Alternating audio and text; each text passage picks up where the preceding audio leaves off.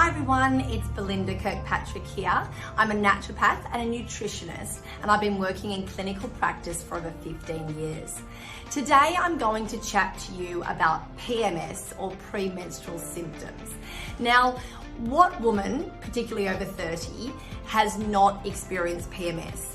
If you've managed to get through your entire teens, 20s, 30s and beyond without PMS, hats off to you, because it's amazing. Your hormones must be really balanced.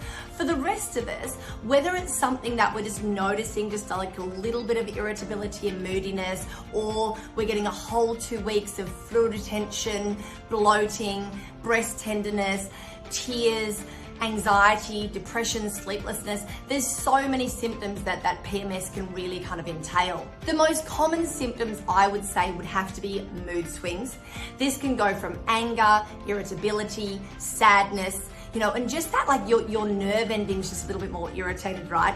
I often say to people, like why does your partner just eat like that for 3 days a month? Why can I hear you breathing? Just that 3 days a month and then everything goes back to normal. Our senses are just wired.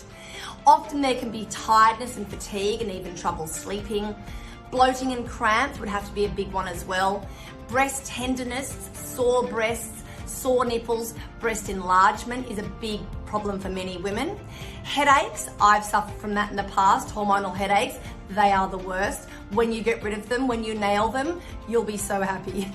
Breakouts, acne, pimples, some people it's really bad, some people it's just a few. Nobody likes breakouts. And sugar cravings. For some that might be carbohydrate cravings or salt cravings, but sugar and chocolate are really common. Now, we don't want to be dominated by these symptoms, right?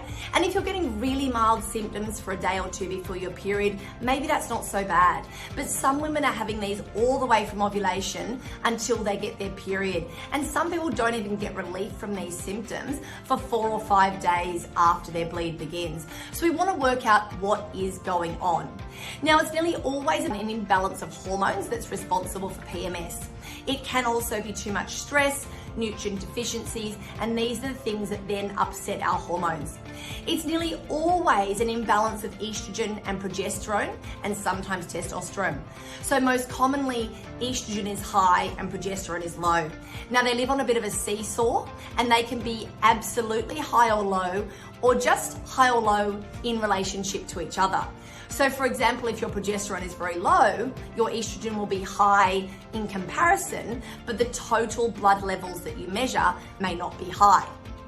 So things that can contribute to these are genetics, stress, lack of sleep, too much carbohydrates and sugar, nutrient deficiencies, pollutions, toxins in plastics and coffee cup lids, personal care products, perfumes, chemical cleaning products.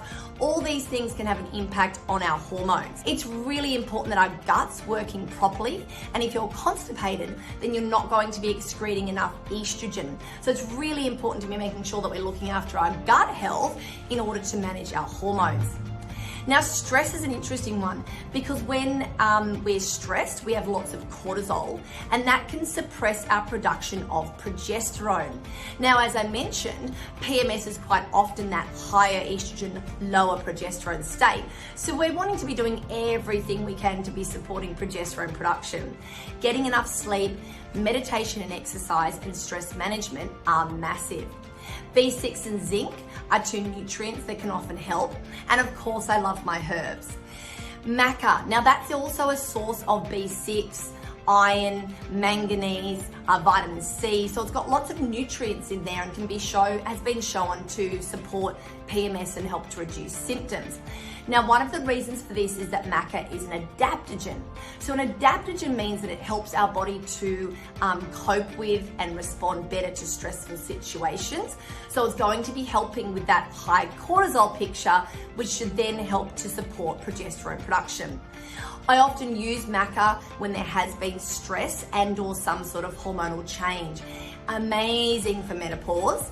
I always use it for post-pill hormonal balance. So as you're coming off the pill, MACA is a great one to include. And maybe also when you've had a new baby. So your hormones are just a little bit unbalanced, which is very normal at that time. And you're also going through sleep deprivation and probably some degree of stress, even if it's happy stress. And that's the thing to remember, is that stress doesn't have to be negative stress. Often stress is just us being too busy. So MACA's great there for those ones. Another one of my favorite compounds is berberine, found in a few plants, particularly berberine bark extracts and different forms of berberine. Amazing for women with PCOS and endometriosis. The reason for that is that it improves insulin sensitivity, which can also help with weight loss, but really great for managing those fluctuating hormone levels. It regulates androgens, so if anyone's getting any breakouts premenstrually, throw that berberine in there, and amazing for gut health. Now, I mentioned that gut health is so important for healthy hormone balance, and there's also a link between poor gut health and endometriosis, and berberine is something that I often use in clinical practice for that condition. Another one that I love to incorporate is wild yam. So wild yam can really help to regulate cycles, reduce menstrual cramps, and again help with that estrogen and progesterone balance. So I hope a few of those tips are ones that you can take on into your day, remembering that things like coffee, sugar, and alcohol can make premenstrual symptoms worse. So get onto some of those herbs, really look at your diet and lifestyle, and see how your next month can be. Good luck, guys.